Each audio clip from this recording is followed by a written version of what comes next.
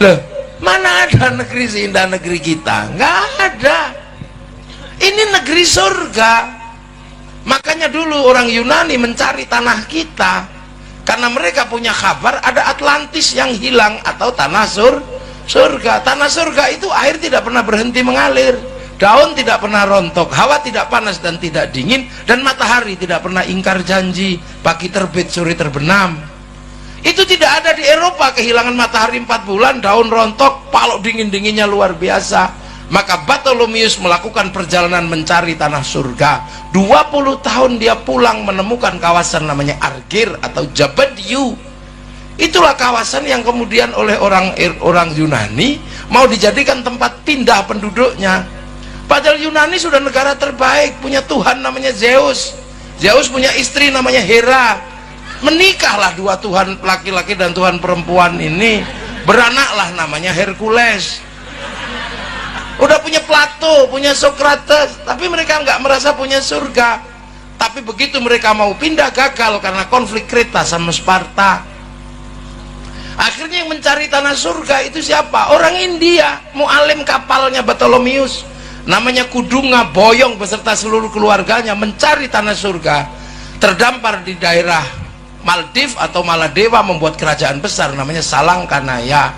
Rajanya Kudunga. Punya anak, bergeser ke ujung timur Kalimantan mencari tanah surga, mendirikan sebuah kerajaan besar namanya Kutai Kartanegara.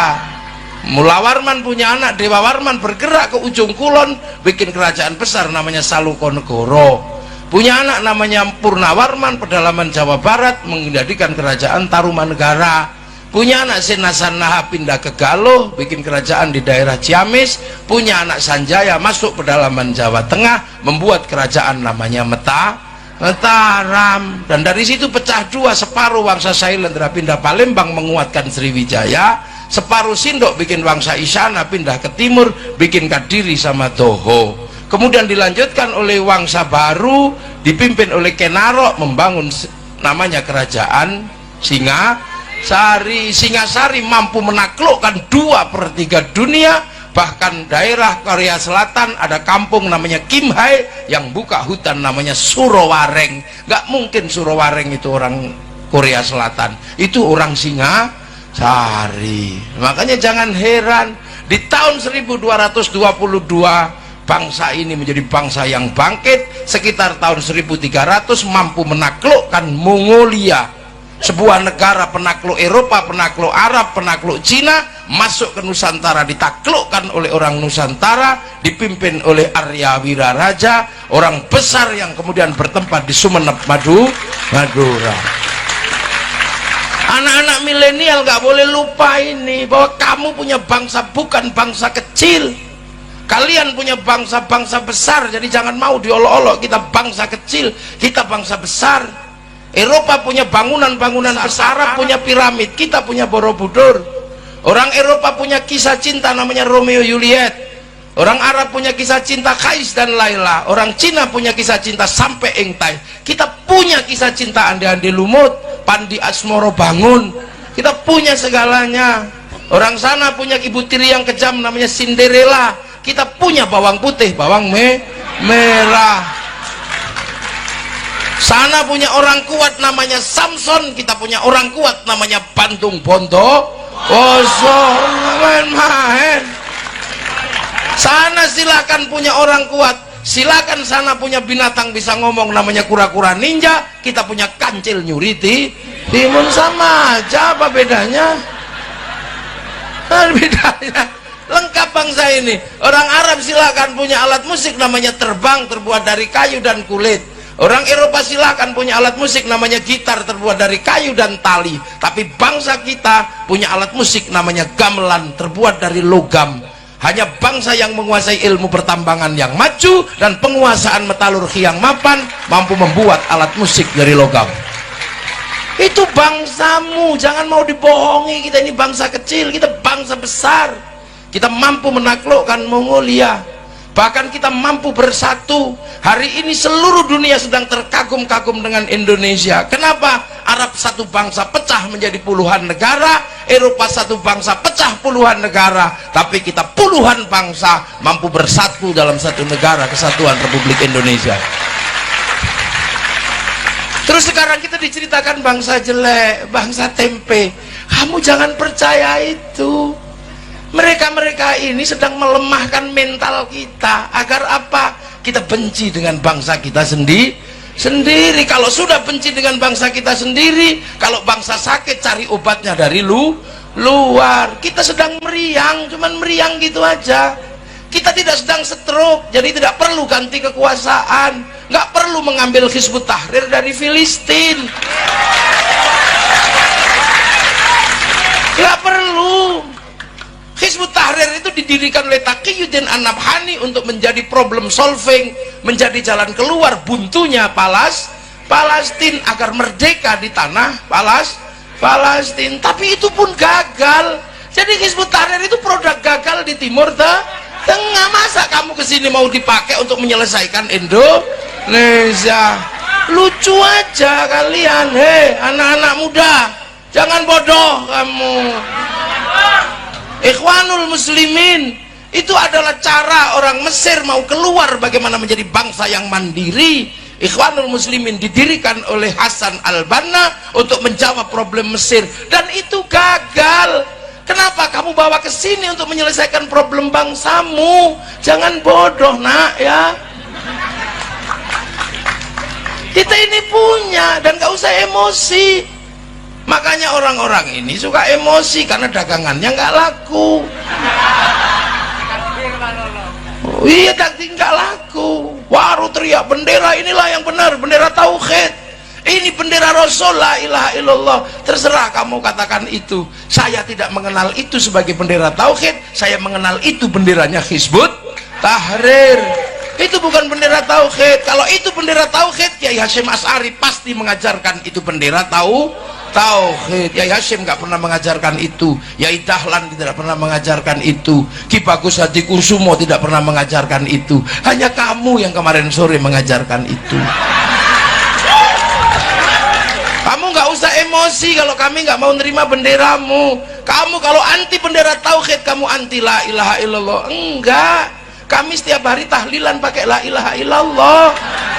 Kamilah yang paling sering menyebut la ilaha illallah, karena itu adalah cara zikir kami. Afdhal dzikri fa'lam annahu la ilaha illallah.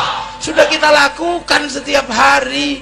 Maka jangan emosi kalau kamu anti bendera ini, kamu anti la ilaha illallah. Enggak nak, enggak, aku anti bendera PKI Palu Arit.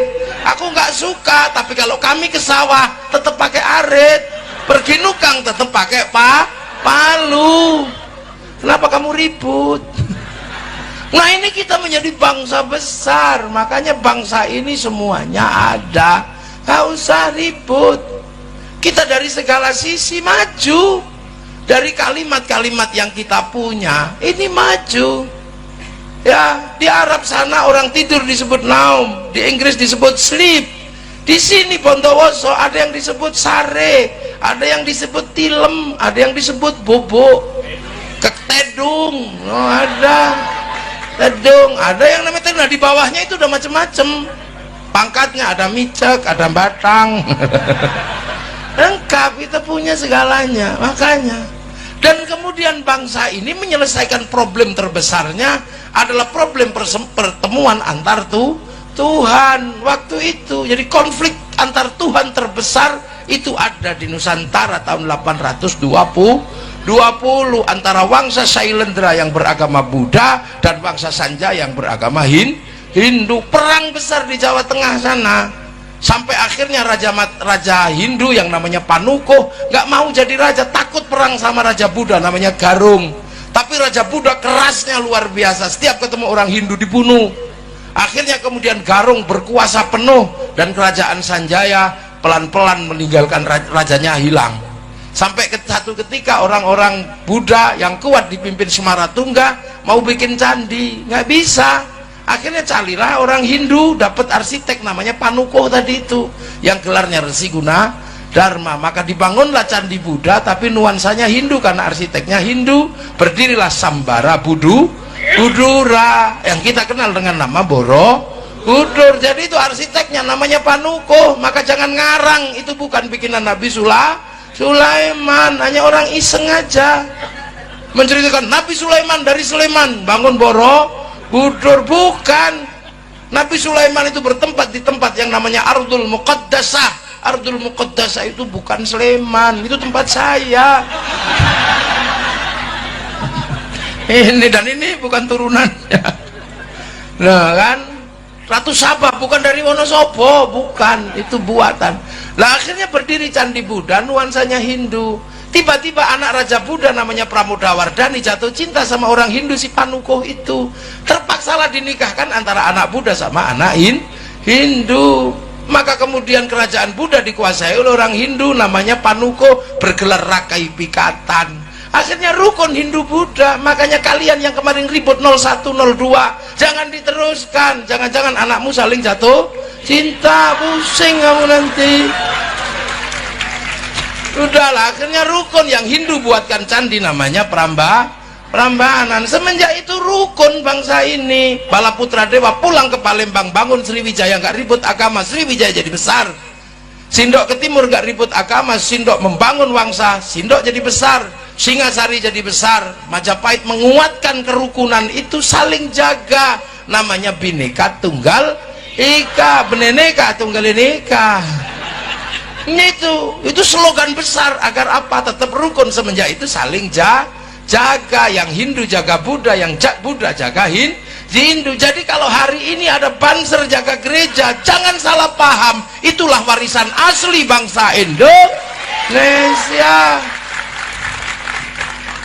Yang pecalang jaga masjid di Bali, yang orang Kristen jaga masjid di New Zealand. Lo itu kok kalian sekarang aneh-aneh, lupa dengan akar bangsamu yang saling menjaga Bhinneka Tunggal Ika. Lo ini lo cara pandang kaum muslimin yang maju ke depan, dipersiapkan untuk menjadi umat masa depan, mengerti perbedaan bangsa. Dan hari ini ketemu semua antar bangsa, nggak usah cerewet kamu. Orang Jepang nggak datang ke sini hari ini, tapi Mac-nya datang.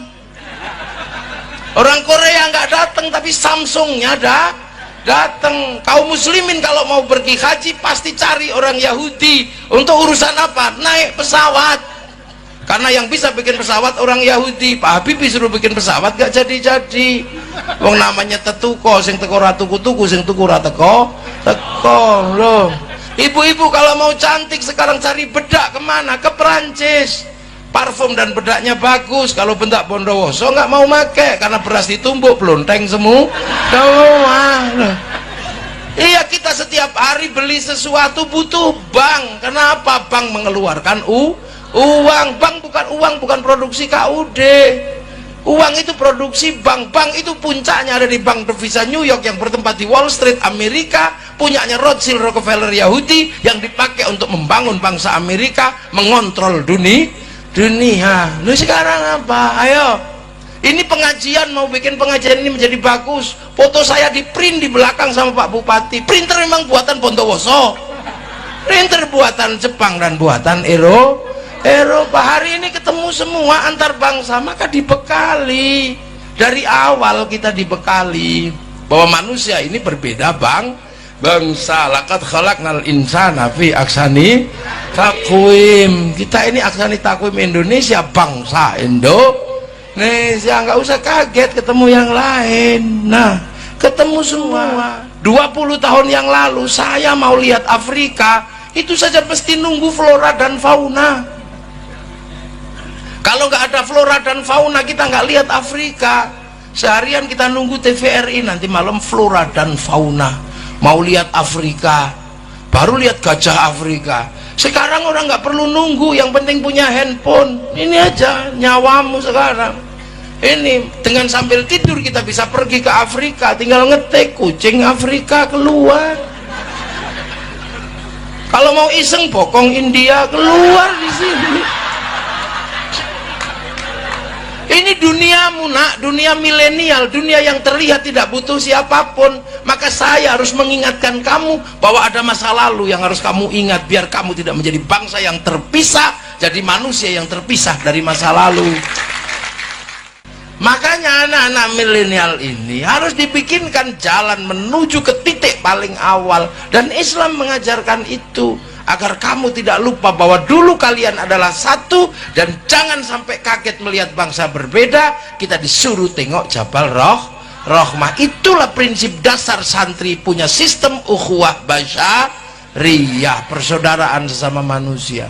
Orang Eropa nggak diajari itu. Makanya orang Eropa ketika Christopher Columbus terdampar di Afrika, di Tanjung Harapan, kaget melihat orang Afrika hitam gosong.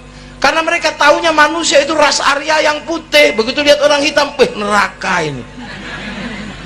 Karena kitab mereka mengajarkan bahwa orang jahat masuk neraka, dibakar sama Tuhan, tapi nggak boleh mati biar bisa disiksa terus. Makanya begitu lihat orang hitam gosong, oh ini neraka ini. Maka ditembaki sama Christopher Columbus. Untuk apa? Ditembaki untuk membantu pekerjaan Tuhan yang belum selesai.